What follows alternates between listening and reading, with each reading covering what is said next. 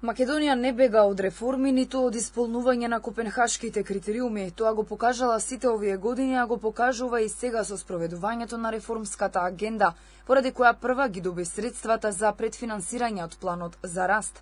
Но по сите направени чекори напред со право бара еден јасен сигнал од Европската Унија, дека нема повторно да стане жртва на билатерални блокади и уцени, велат упатените.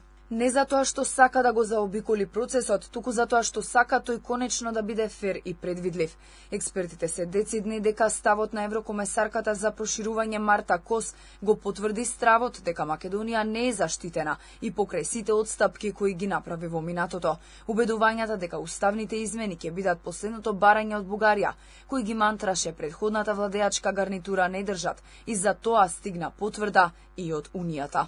Не сме против реформи, дека не сме против апсолутно копенхашките критериуми, дека сакаме да ги исполниме, но дека не би сакале да видиме нови блокади на основа на билатерални теми. Никогаш никој од ЕУ не ни одговорил јасно и гласно за злоупотребата на билатералните теми, а тоа навистина па на некој начин е лицемерно, бидејќи одстапува од нивните прокламирани вредности. Според Дабик, дипломатијата нуди милиони можности за решение, но потребна е волја од сите страни. Самата дипломатија може да даде одговор на проблемите што сега ги имаме. За разлика од шахот, игра која се игра на 64 полиња, од кои половина се на фигурите, а половина се празни, и има 5 милиони можности или 10 милиони можности за потези, дипломатијата може да се шири многу повеќе од шаховската табла.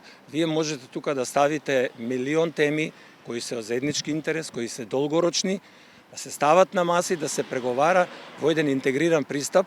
Кос вчера изјави дека Европската Унија не може да гарантира дека ако ги ставиме бугарите во уставот ќе нема веќе пречки на патот. Еврокомесарката исто така потврди дека Македонија е прва во регионот во исполнувањето на реформската агенда, потсетувајќи дека земјава прва ги доби средствата за предфинансирање од Европската комисија.